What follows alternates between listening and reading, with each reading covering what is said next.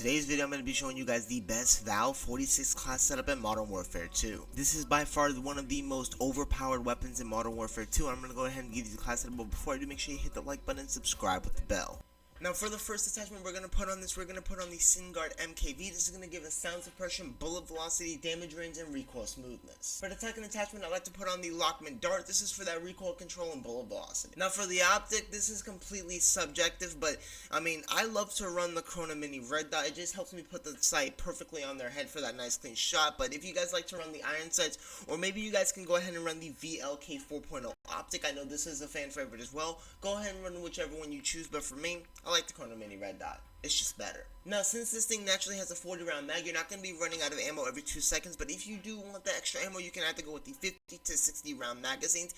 Beware, this is going to cost you a lot of speed, especially with the 60 round mag. It's going to cost you a lot of movement speed, aim down sight speed, reload quickness. I mean, it's just going to make the gun feel like an LMG, but if you guys do want that extra ammo, you guys can go ahead and go for it. The one I was running in this video was the 50 round mag. This gave me plenty of ammo to defeat 1 to 3 enemies without having to reload. So if that's what you guys want, go ahead and go for it. For the underbarrel, my favorite one is the Demo IMP. This is just going to give me that idle sway and that hipfire accuracy, which means my gun's not going to be moving when I'm not shooting. So there are attachments in this setup that can be tuned, like the dart, there's the vanguard, there's the demo, and even the Corona Mini red dot. So I'm going to go show you guys my tuning for this.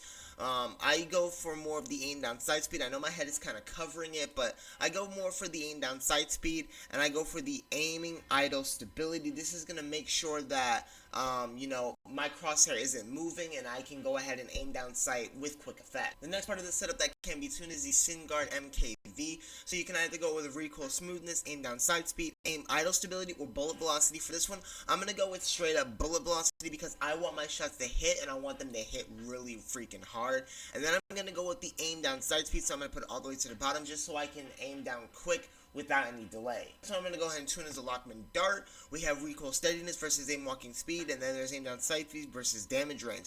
Now, this one is a little bit hard because that aim down sight speed is going to be hurting a little bit. Say I go for the damage range, but I also don't want to go ahead and, you know, aim down sight so slow to where I'm not aiming down at all. So for this one, I would leave it in the dead center. That way you guys can get the best of both worlds. But for recoil steadiness and aim walking speed, come on now.